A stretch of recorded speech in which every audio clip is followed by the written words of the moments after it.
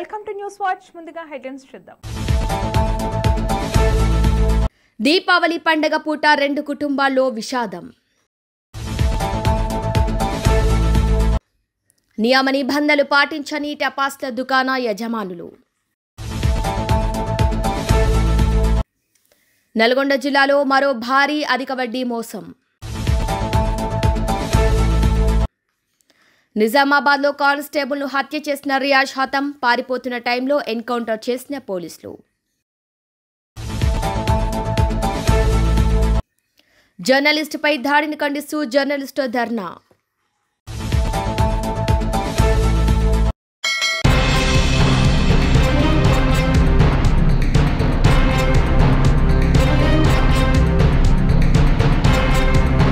కొమరం భీం ఆసిఫాబాద్ జిల్లాలోని మేకల మార్కెట్లో కేటాయించిన ప్రదేశాలు కనీస భద్రతా నియమ నిబంధనలు పాటించకుండా ఇష్టం వచ్చినట్లు టపాసులు విక్రయిస్తున్నారు.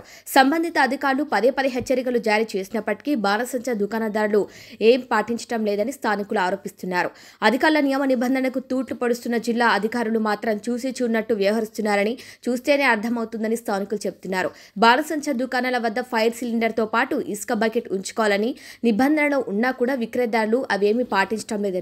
డ్రమ్ములు మాత్రం ఖాళీగానే దర్శనమిస్తున్నాయి. ఇప్పటికైనా సంబంధిత అధికారులు స్పందించి నియమ నిబంధనలు పాటించే విధంగా చర్యలు తీసుకోవాలని స్థానికులు కోరుతున్నారు.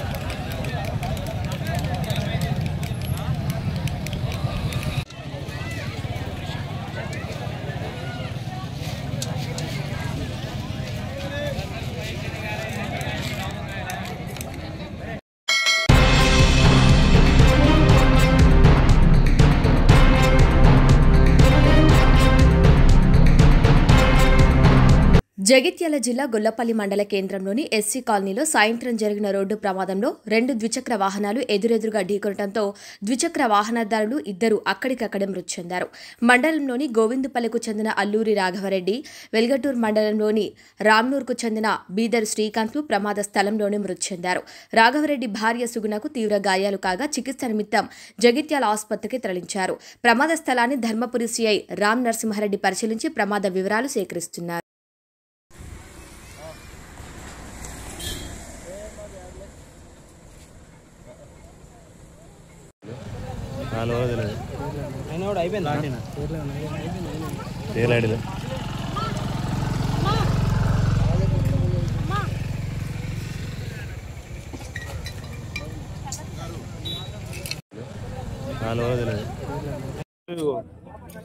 ఇది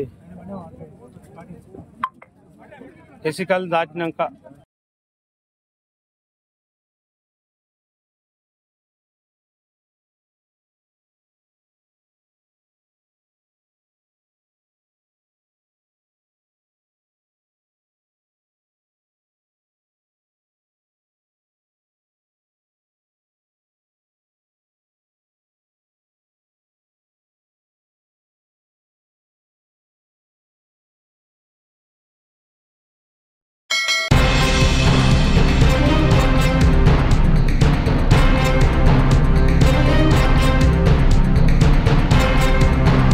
ధర్మపురి ఎమ్మెల్యే క్యాంప్ ఆఫీస్లో మంత్రి అడ్లూరి లక్ష్మణ్ కుమార్ను మాజీ మంత్రి తాటిపర్తి జీవన్ రెడ్డి మరియు బీర్పూర్ మండల కాంగ్రెస్ నాయకులు కలిశారు. వీరి సమావేశం ప్రధానంగా బీర్పూర్ శ్రీ లక్ష్మీ నరసింహస్వామి ఆలయ నూతన కమిటీ నియామకాలపై కేంద్రంగా సాగింది.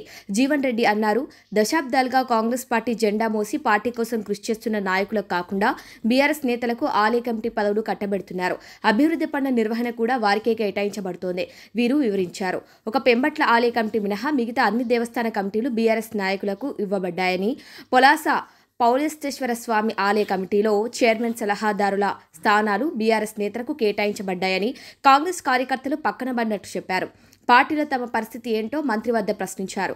మేము రాహుల్ గాంధీ అడుగుజాడలో నడుస్తున్నాం. జై బాపు, జై భీమ్, జై సంవిధాన్ అంటూ ముందుకు వెళ్తున్నాం. మేము వలసదారులా దోచుకోవటానికి దాచుకునేవారం కాదు, కాంగ్రెస్ పార్టీ నాయకులం అని స్పష్టం చేశారు. ఈ మేరకు మంత్రి అడ్లూరి లక్ష్మణ్ కుమార్ సమస్యను అధిష్టానం దృష్టికి తీసుకువెళ్తారని హామీ ఇచ్చారు. మిగతా టెంపుల్ కమిటీలు అన్ని ఏదైతుందో బీఆర్ఎస్ వాళ్ళు నింపిరు సార్. అందులో ఒక కాంగ్రెస్ వాళ్ళు లేడు, ఒక దుబ్బరాజన్ కమిటీ తప్ప. మన పోలీసు స్వామి ఇచ్చిండ్రు, దానిలో ఏదైతున్నదో మీ కొప్పులీశ్వర్ గారి న్యాయ సలహాదారులు ఒకరు ఉన్నారు. మీకు ఎందుకంటే అందరికీ ఉండాలి కదా. కొప్పులీశ్వర్ గారి న్యాయ సలహాదారుడు ఏదైతుందో అందరూ సభ్యుడు. ఇప్పుడు అక్కడ చొప్పదండి ఏదైతుందో అక్కడ రవిశంకర్ కు న్యాయ సలహాదారుడు ఇంత మంచి చెడ్డ చూస్తారు కదా సార్, ఆయన ఒక సభ్యుడు. ఇక్కడనే అంటే పోలీసు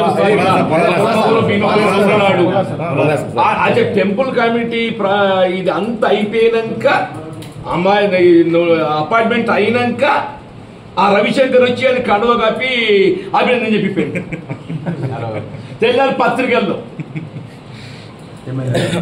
ఆ ఎమ్మెల్యే ఓడిపోయిన టీఆర్ఎస్ నాయకుడు అంటే రవిశంకర్ గారి పేరు రవిశంకర్ ఏదైతుందో దానికి అదేది కండో అంటారు షాలో కప్పి ఏదైతుందో పత్రికల్లో ఇది చాలా సంతోషం. కాంగ్రెస్ పార్టీ అయినా కానీ ఏదైతుందో బావులకు మాకు గుర్తింపిస్తుందని పార్టీ. మీ కొప్పులీశ్వర్ గారికి ఏదైతుందో ఆయన న్యాయ సలహాదారుడు. అందరూ ఇప్పుడు మరి ఏం సలహా ఇస్తామని తెలియదు సార్ అంటున్నాను నేను. మరి కోదండ రామాలయం ఉన్నదన్న, కోదండ రామాలయం అన్యాక్రాంతం అవుతుండే ఏదైతున్నదో మేము 2019 ఎమ్మెల్యే ఓడిపోయాక అందరం పోయి ఏదైతుందో జై శ్రీరామ్ జై హనుమాన్ చెప్పిన జెండా పాతి దాన్ని కాపాడిన టెంపుల్ కాషాయ జెండా జై హనుమాన్. బహుశా మీరు కూడా చూంటారు, నాకు చెప్పలేదు. జై హనుమాన్ జై శ్రీరామ్ అని చెప్పిన ఏదైతున్నదో ఇదే ఎమ్మెల్యే వాళ్ళు ఉన్న ఎమ్మెల్యే గారు ఏదైతుందో అంటే ఎమ్మెల్యే గెలిచినాక ఆయన కాపాడే లేకుంటే ఏదైతుందో కాంగ్రెస్ పార్టీ పోయి టీఆర్ఎస్ ప్రభుత్వ హయాం లోపల ఏదైతుందో ఆ దేవాలయ భూమిని కాపాడిన సార్. ఇవాళ ఏదైతుందో ఆ దేవాలయ కమిటీ, విద్యానగర్ రామాలయం కమిటీ, మన మార్కెట్ కూడా వెంకటేశ్వర ఆలయం కమిటీ ఉన్నది, ఆ కమిటీ వెంకటేశ్వర ఆలయం కమిటీ. అంటే సార్ మాకు దేవుణ్ణి కూడా కొలిసే మాకు అది అవగాహన లేదు సార్.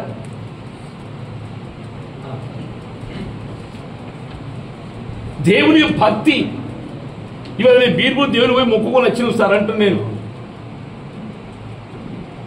మరి దేవుని కూడా కొలిసేటువంటి మాకు లేదు అవకాశం. లేకుంటే 4 ఏళ్ళని మన జైత్య నియోజకవర్గాన్ని వాళ్ళ కౌలుకి ఇచ్చిందా? కాదు సార్, 4 ఏళ్ళు ఉండుర్రా మీరు, మీకు సాగు చేస్తలేదు దున్నత్తలేదు మీరు. 6 ఏళ్ళకి మంచి వ్యవసాయం చేసిండాడు, వారికి అయితే అనుభవం ఉంది, వాడు మంచిగా దున్నుతాడు. ఈ 4 ఏళ్ళని కౌలుకి ఇద్దాం బీఆర్ఎస్కి. అయినగా మళ్ళీ మీరు ఎట్లా ఉంటారు? మనం ఎక్కడ పోతాం, ఎక్కడ పోం కదా.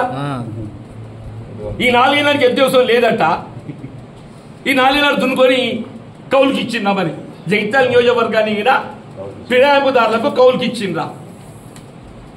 జగిత్యాల నియోజకవర్గాన్ని ఫిరాయింపుదారులకు వలసవాదులకు వలసదారులకు కౌలుకి ఇచ్చిండ్రా?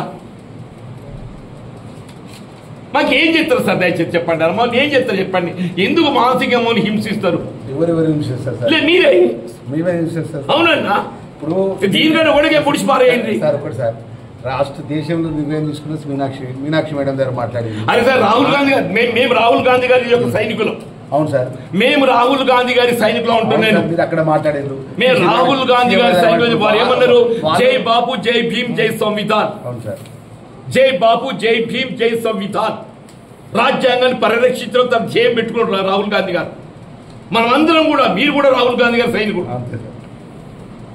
మనమందరం రాహుల్ గాంధీ గారి సైనికులం. రాహుల్ గాంధీ గారి యొక్క ఆలోచన విధానానికి అనుగుణంగా మనం ముందుకు పోతాం. వీళ్ళ దేశంలో ఏదైతున్నదో రాజ్యాంగ పరిరక్షణ కొరకు ఆయన పాప కాలుకు బలపం కట్టుకొని ఏదైతుందో ఆయన తిరుగుతుంటే ఇక్కడ మనం ఏం చేస్తున్నాం? పార్టీలు ఫిరాయిస్తున్నాం. మనం మన నీరు కాస్తున్నామా లేదా? పార్టీ ఫిరాయించి కూడా వస్తేనే, వేరే పార్టీకి వెళ్ళి మనకు వచ్చి ప్రతిపాదిస్తేనే, విజ్ఞప్తి చేస్తేనే మేము పనులు మంజూరు చేస్తాం. కాంగ్రెస్ చెప్తే చెయ్యం. కాంగ్రెస్ అడిగే హక్కు లేదు, మీకు తెలివి లేదు, వాడి 10 ఏళ్ళ అనుభవం ఉన్నది, ఎట్లా దోసుకు తినాలనో. మరి 10 ఏళ్ళ అనుభవం ఉన్నది సార్, ఎట్లా దోసుకు తినాలనో. మరి వాడు ప్రతిపాదిస్తేనే ఏదైతుంది ఇక్కడ అభివృద్ధి జరుగుతుంది. మరి వాడు 10 ఏళ్ళ అక్కడ ఏం రాజ్యం చేసిండు, 10 ఏళ్ళు ఏం అభివృద్ధి చేసిండు. ఒక రోలో వాగే ఉదాహరణ సార్ చెప్పట్టు నేను. వాడు 10 ఏళ్ళలో వాడు చేసిన అభివృద్ధికి ఏదైతుందో ఒక రోలో వాగే ఉదాహరణ, దాన్ని నీరు ప్రత్యక్ష దర్శనం చెప్పట్టు నేను. వాళ్ళు నిజాలు వచ్చేది అవుతుందో మరి అట్లా మన ఏదైనా పార్టీ సిద్ధాంతం పెట్టుకున్నదా? పార్టీ ఫిరాయించి వచ్చినోడు చెప్తే మేము పని చేస్తాం, పార్టీ ఫిరాయించి వచ్చినోడు చెప్తేనే మేము పని చేస్తాం, ప్రతిపాదిస్తాం. కాంగ్రెస్ వాళ్ళు చెప్తే మేము చేయం. అదే అదే నిబంధనలు పెట్టుకున్నారా?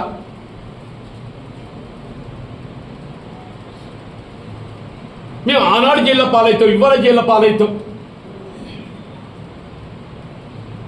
ఆనాడు జైల్లో పాలైన ఇవాళ జైల్లో పాలవుతున్నాం మళ్ళా. మరి అభివృద్ధి అంటే ఏంటో మాకు తెలుసలేదు సార్. దయచేసి ఏదైతే అభివృద్ధి అంటే మాకు తెలియజెప్పాడు సార్. గిఫ్ట్ ఉంటుంది అభివృద్ధి అని చెప్పాను కాదు సార్. అభివృద్ధి అంటే ఎట్లుంటుందో తెలియజెప్పాడు సార్ అంటున్నాను.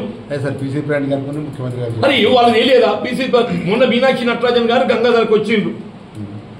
గంగాధర్ చెప్పిండు లేదు మేము మొదటికెళ్ళి పార్టీలు ఎవరైతే ఉంటారో మేము వాళ్ళకి ప్రాధాన్యత తప్ప తర్వాత వచ్చి మీకు సమస్య లేదని చెప్పిండు. 2017 అనేది డెడ్ లైన్ పెట్టిండు. 2017 డెడ్ లైన్ పెట్టిండు. వాడు ఇవ్వాలని సభ్యత్వం పోయి సార్. ఇప్పుడు 14 మందిని అయితే దీని 12 మంది కాంగ్రెస్ పార్టీ సభ్యత్వం లేదు సార్.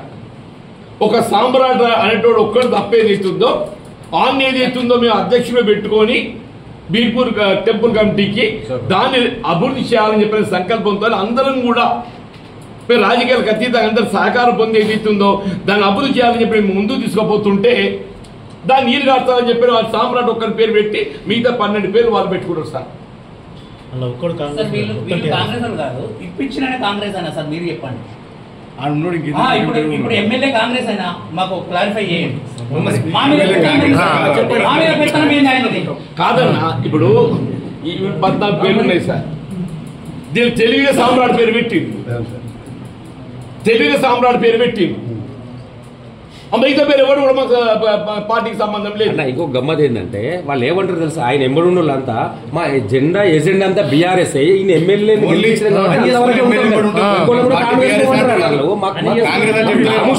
సిగ్గు అనిపిస్తుంది. మేము ఇంత కష్టపడి ఇంత ఇది చేస్తే ఎట్లా అని మనం పట్టేదారులు కాంగ్రెస్ పార్టీకి మనం పట్టేదారులు అని చెప్పంటూ నేను ఆడు బతుకుదెరువు కోసం వచ్చిన్నాడు. జిల్లా కాంగ్రెస్ అధ్యక్షుడు మీరు కావాలని కోరుకున్నాం. మీరు పార్టీని ఐక్యంగా నిలబెడతారని చెప్పని మేము కోరుకున్నాం. అదృష్టం కొద్ది 5 ఏళ్ళు పార్టీని ఐక్యంగా నిలబెట్టిండ్రు. సరే మా అదృష్టం కలిసి రాదు, కానీ ఏదైతుందో 5 ఏళ్ళు కలిసి ఉన్న దాన్ని ఏదైతుందో కొనసాగింపజేయాలని చెప్పి మా దగ్గర మాత్రం ఈ వలసదారులు ఎవడైనా చెప్పట్టు నేను జట్గా మీరు కొడుతారో మేము కొడతాం ఏదో ఒకటి అవుతుంది సార్ చెప్పండి.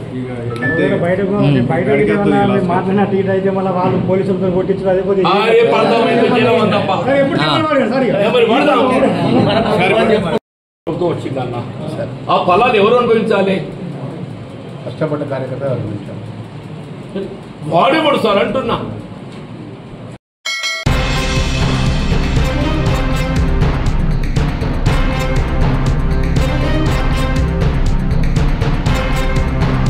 ఎన్కౌంటర్లో రియాజ్ హతమైనట్టు సమాచారం. ఆదివారం ప్రాణాలకు తెగించి పట్టుకున్నట్టుగా రియాజ్ను చికిత్స కోసం ఆసుపత్రికి తరలించగా సోమవారం మరోసారి పోలీసుల మీద దాడి చేసే క్రమంలో పోలీసులు ఆత్మరక్షణ కోసం కాల్పులు జరపగా రియాజ్ మృతి చెందాడు.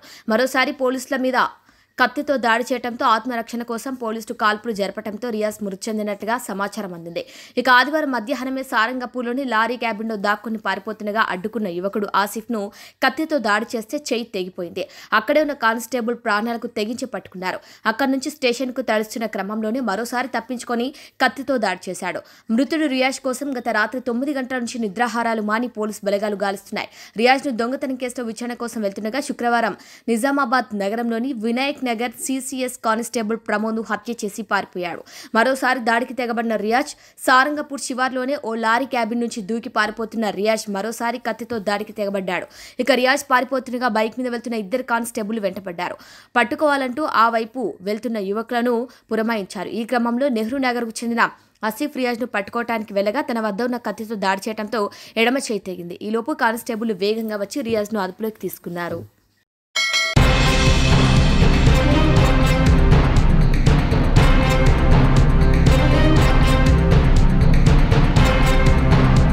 నల్గొండ జిల్లాలో మరో భారీ అధిక వడ్డీ మోసం వెలుగులోకి వచ్చింది. కోట్ల రూపాయల మేర అమాయక ప్రజల వద్ద నుంచి డబ్బులు వసూలు చేసి పారిపోయిన గ్యాంగ్ను జిల్లా పోలీసులు అరెస్ట్ చేశారు.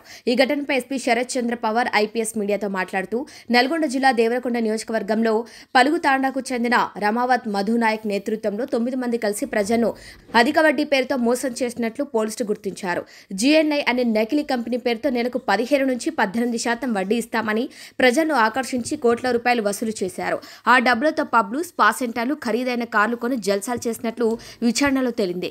మొత్తం 4 కేసులు గుడిపల్లి పోలీస్ స్టేషన్లో నమోదయ్యాయి. నిందితుల వద్ద నుంచి ఫార్చునర్, ఎంజీ, థార్ వంటి లగ్జరీ కార్లు, విలువైన ఆస్తి పత్రాలు, 9 మొబైల్ ఫోన్లు మరియు క్యాష్ కౌంటర్ మిషన్లు స్వాధీనపరుచుకున్నట్లు పోలీసులు తెలిపారు. ఈ సందర్భంగా నల్గొండ జిల్లా ఎస్పీ శరత్ చంద్ర పవార్ ఐపీఎస్ మాట్లాడుతూ ప్రజలు అధిక వడ్డీ ఆశకు లోనవ్వకుండా జాగ్రత్తగా ఉండాలి. ఎవరూ మధ్యవర్తులు నమ్మి మోసపోవద్దు. బాధితులు నేరుగా పోలీసులను సంప్రదిస్తే నేరస్తుల ఆస్తులను జప్తు చేయడం జరుగుతోందని తెలిపారు.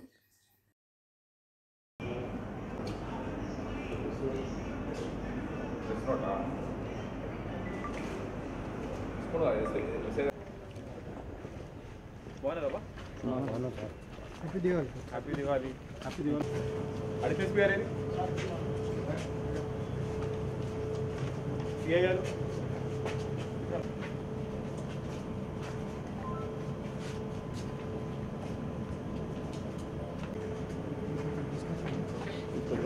నాంపల్లి సిఐ గారు కూర్చోండి. నాంపల్లి సిఐ గారు కూర్చో. మా దగ్గర దొరికినవని వాళ్ళు ప్రొడ్యూస్ చేయడం జరిగింది.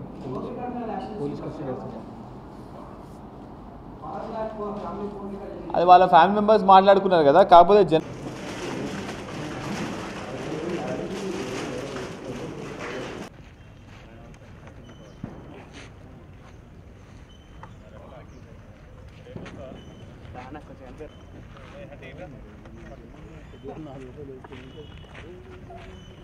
బంద్ చేసుకుంటా పగలగొట్టుకుంటా పగలగొట్టినా చూపి పగలగొట్టినా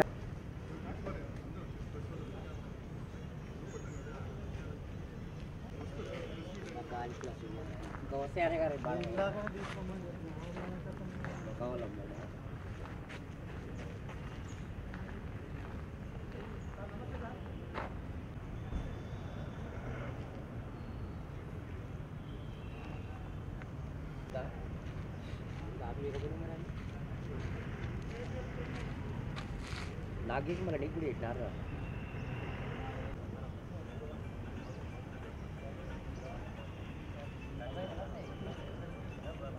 వస్తున్నా ఇంటికి.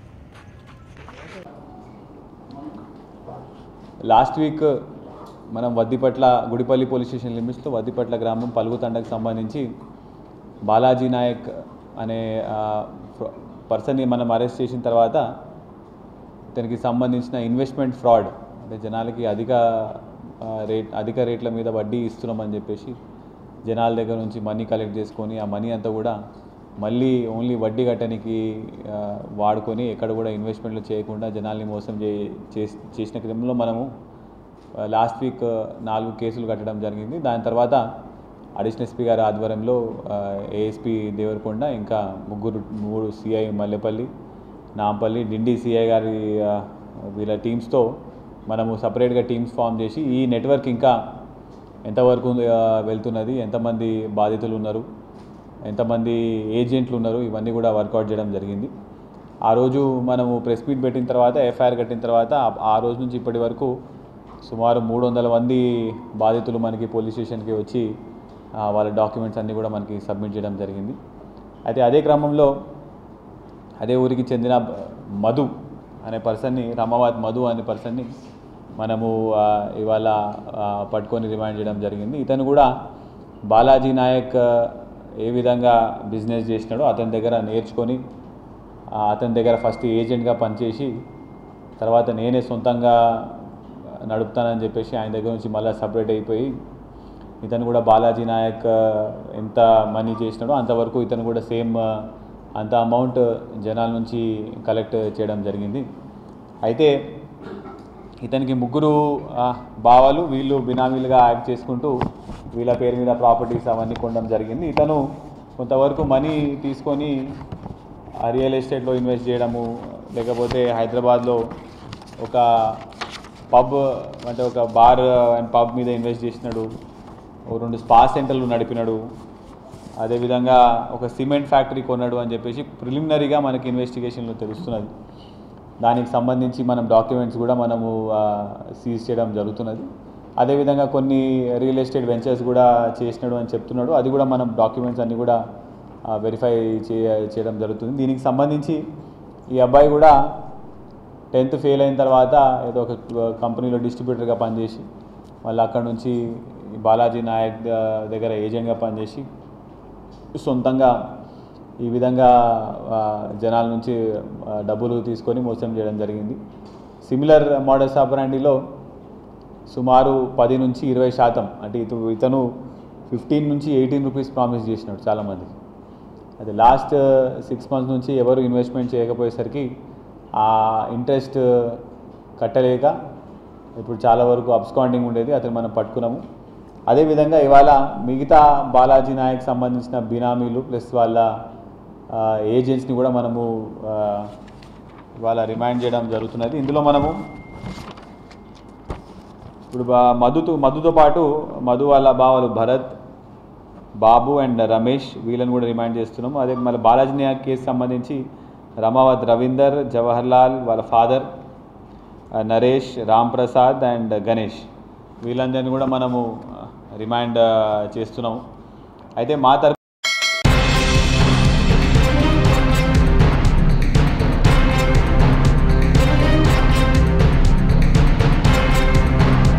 నిజామాబాద్ జిల్లాలో రియాజ్ కేసు క్లోజ్ అయింది. కానిస్టేబుల్ ప్రమోద్ను హత్య చేసిన కేసులో ఆదివారం అరెస్ట్ అయిన రియాజ్ ఇవాళ ఎన్కౌంటర్లో మృతి చెందాడు.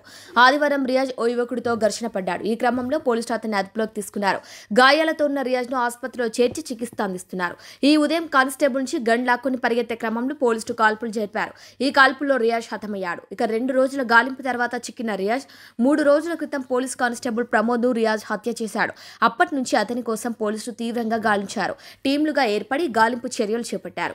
ఈ క్రమంలో ఆదివారం రియాజ్ ఆచూకీ గురించి క్లూ తెలిసిందే. సారంగపూర్ అటవీ ప్రాంతంలోని లారీలో తలదాచుకున్నట్లు తెలిసింది. వెంటనే రియాక్ట్ అయిన పోలీసులు పట్టుకునేందుకు యత్నించారు. కానీ అతను సమీపంలోని కాలువలోకి దూకి పారిపోయేందుకు యత్నించాడు. కానీ అక్కడ ఉన్న ఓ యువకుడు అతన్ని పట్టుకొని పోలీసులకు అప్పగించారు. ఈ క్రమంలో అతనికి రియాజ్కు ఘర్షణ జరిగింది. ఈ ఘర్షణలో 2 గాయపడ్డారు. ఇక 2ని పోలీసులు ఆసుపత్రిలో చేర్చారు. ఆసుపత్రిలో చికిత్స పొందుతున్న టైంలో ఈ ఉదయం పారిపోయేందుకు రియాజ్ ప్రయత్నించాడు. ఎక్స్రే కోసం తరలిస్తున్న క్రమంలో కానిస్టేబుల్ నుంచి గన్ లాక్కుని ఎస్కేప్ అవ్వాలని ప్రయత్నం చేశాడు. దీంతో పోలీసులు అప్రమత్తమై ఆయనపై కాల్పులు జరిపారు. ఇక ఇప్పటికే వైలెంట్ గా ఉన్న రియాజ్ ను ఓ కానిస్టేబుల్ పొట్టన పెట్టుకున్నాడు. మరోసారి అలాంటి పరిస్థితి లేకుండా ఉండేందుకు ఆత్మరక్షణ కోసం ఎదురు కాల్పులు జరిపారు. ఎన్కౌంటర్ లో రియాజ్ ఆసుపత్రిలోనే హతమయ్యాడు. అరెస్ట్ అయిన సమయంలో రియాజ్ ను ఎన్కౌంటర్ చేశారనే ప్రచారం జరిగింది. దీన్ని పోలీసులు ఖండించారు. అరెస్టు సమయంలో పారిపోయేందుకు ప్రయత్నించిన సంయమనంతో కాల్పులు జరపలేదని నిజామాబాద్ సిపి తెలిపారు. ఇవాళ గన్తో పాటు వెళ్లిపోయే క్రమంలో దాడికి యత్నించాడని, అందుకే తుపాకీకి పని చెప్పాల్సి వచ్చిందని అన్నారు. ఈ ఘటనలో ఎవరూ గాయపడలేదని అంటున్నారు. ఇక నిజామాబాద్ లో కానిస్టేబుల్ గా చేస్తున్న ప్రమోద్ తన అన్న కూతురి కోసం ఆసుపత్రికి మేనల్లుడితో కలిసి వెళ్తున్నాడు. రియాజ్ కు సంబంధించిన సమాచారం తెలిసింది. వెంటనే రియాజ్ ను పట్టుకునేందుకు ఖిల్లా ప్రాంతానికి వెళ్లాడు.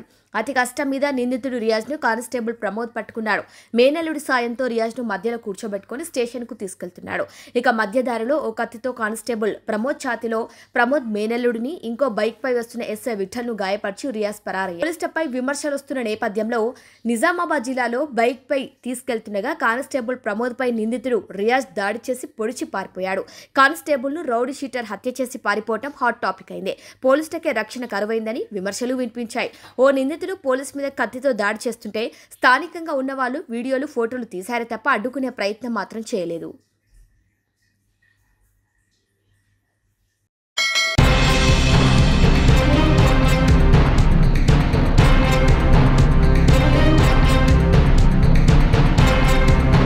శ్రీ సత్యసాయి జిల్లా మడకశిర పట్టణంలోని ఎమ్మెల్యే క్యాంపు కార్యాలయంలో సీఎం సహాయ నిధి దాదాపు 7.5 లక్షల రూపాయల చెక్కులను 26 మంది బాధితులకు అందజేశారు ఎమ్మెల్యే ఎంఎస్ రాజు.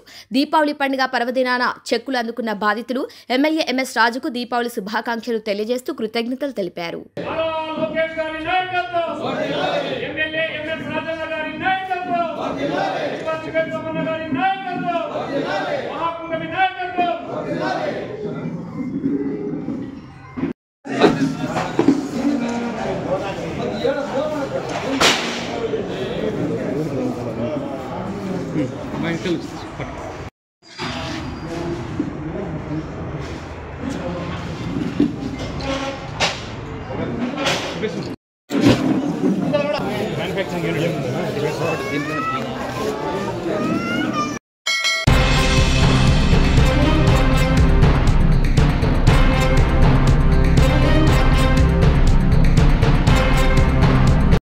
గూడూరు పట్టణ పరిధిలోని సాధుపేట వద్ద మత్తుకు బానిసే ఓ ప్రైవేట్ కళాశాల విద్యార్థులు బైక్పై వెళ్తూ జారి కింద పడిపోగా మానవతా దృక్పథంతో సలీం అనే జర్నలిస్టు వారిని పైకి లేపగా సహాయం చేసిన అతనిపై దారుణంగా కొట్టి మూకుమ్మడిగా చంపబోయిన వైనం.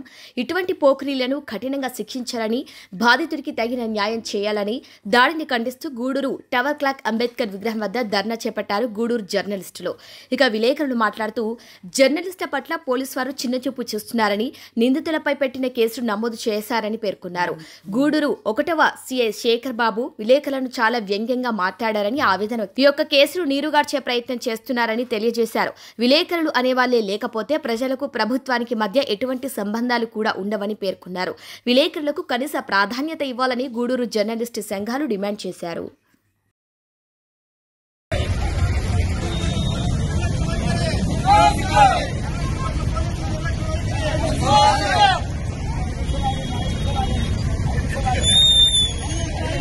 పోలీసు వ్యవస్థకు, అధికార వ్యవస్థకు, జర్నలిజం మధ్య సమన్వయం లోపించింది. కారణం ఏందనేది మాకైతే అవగతం కావడం లేదు. కానీ గూడూరులో జర్నలిజం పట్ల అన్ని వ్యవస్థల్లోనూ ఒక నిర్లక్ష్య ధోరణి అనేది కనిపిస్తూ ఉంది. నిన్న 15వ తేదీ జరిగినటువంటి కారణాన్ని కూడా మీకు ఒక ఉదాహరణగా చెప్పవచ్చు. గూడూరులో ఆకతాయిల్ని అరికట్టి చర్యలు తీసుకోవాల్సినటువంటి పోలీసులు నిర్లక్ష్యంగా వ్యవహరించిన కారణంగా జరిగినటువంటి ఒక సంఘటనలో ఒక జర్నలిస్టు తాగి మద్యం మత్తులో పడిపోయినటువంటి ఇంజనీరింగ్ విద్యార్థుల్ని బైక్ లేపే క్రమంలో వారు ఆ జర్నలిస్టు పైన దాడి చేసి గాయపరిచి అతన్ని ఇబ్బంది పెడితే పోలీసులు సోషల్ మీడియాలో వచ్చే వరకు కూడా ఆ సంఘటనపై చర్యలు తీసుకోకుండా ఆ తర్వాత కూడా వారిని చర్యలు తీసుకోవాల్సిందిగా కలిసినటువంటి జర్నలిస్టు ప్రతినిధుల పట్ల నిర్లక్ష్య ధోరణితో వ్యంగ్యంగా సమాధానం చెప్పడం అనేది దురదృష్టకరం, బాధాకరం. ఇలాంటి వైఖరి జర్నలిస్టుల పట్ల పోలీసులు ఎందుకు వ్యవహరిస్తున్నారో వారికే తెలియాలి. అసలు గూడూరులో జర్నలిజానికి, పొలిటికల్ వ్యవస్థకు, పోలీసు వ్యవస్థకు, అధికార వ్యవస్థకు ఎందుకు సమన్వయం లోపించిందో, కారణం ఏందో ప్రజలకి అర్థం కావాల్సి ఉంది. ఈ యొక్క కేసులో బాధితుడైనటువంటి సలీము సంఘటన సోషల్ మీడియాలో వైరల్ అయ్యే వరకు కూడా పోలీసులు చర్యలు తీసుకోలేదు. అదే క్రమంలో ఈ కేసు విషయంలో న్యాయం చేయమని చెప్పి వెళ్లేటువంటి జర్నలిస్టు ప్రతినిధుల పట్ల నిర్లక్ష్యంగా సమాధానం, వ్యంగ్యంగా సమాధానం చెప్పడం అనేది ఎంతవరకు సమంజసం? ఇది జర్నలిజం పట్ల ఎంతవరకు మీరు ప్రదర్శిస్తున్నటువంటి గౌరవప్రదమైన ప్రవృత్తి అనేది ఒకసారి ఆలోచించుకోవాలి. ఈ కేసులో బాధితులు ఎవరైతే ఉన్నాడో సలీంకి పూర్తి స్థాయిలో న్యాయం జరిగే విధంగా కఠినమైన సెక్షన్లు వారిపైన నమోదు చేసి ఎవరైతే దాడికి పాల్పడినటువంటి ఆకతాయిలు, మద్యం మత్తులో, గంజాయి మత్తులో దాడులు చేసినటువంటి వారు ఉన్నారో వారిపైన కఠిన చర్యలు తీసుకుని వారిని కఠినంగా శిక్షించే విధంగా చర్యలు తీసుకోవాలని, ఇప్పుడు పెట్టినటువంటి కేసు ఏదో నామమాత్రంగా తూతుమంత్రంగా జర్నలిస్టుల్ని రోడ్డెక్కకుండా చేసే విధంగా ఉందే గాని బాధితుడికి పూర్తిగా న్యాయం చేసే విధంగా లేదు. ఈ కేసులో పునర్విచారణ జరిపి సమగ్రంగా విచారించి ఇటువంటి సంఘటనలు పునరావృతం కాకుండా ఎక్కడైనా పోలీసులు కొంత మేలుకొలుపుతో వ్యవహరించి గూడూరు పట్టణంలో ఆస్థాయి యువకులు గంజాయి మత్తులో మద్యం మత్తులో రాత్రులు ఊరి మీద తిరిగి ఎవరి మీద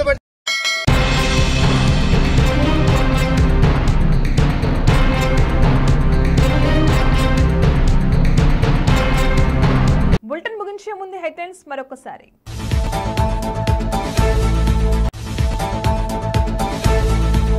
దీపావళి పండగ పూట 2 కుటుంబాల్లో విషాదం. నియమ నిబంధనలు పాటించని టపాస్ల దుకాణ యజమానులు. నల్గొండ జిల్లాలో మరో భారీ అధిక వడ్డీ మోసం. నిజామాబాద్లో కానిస్టేబుల్ను హత్య చేసిన రియాజ్ హతం. పారిపోతున్న టైంలో ఎన్కౌంటర్ చేసిన పోలీసులు. జర్నలిస్టుపై దాడిని ఖండిస్తూ జర్నలిస్టు ధర్నా.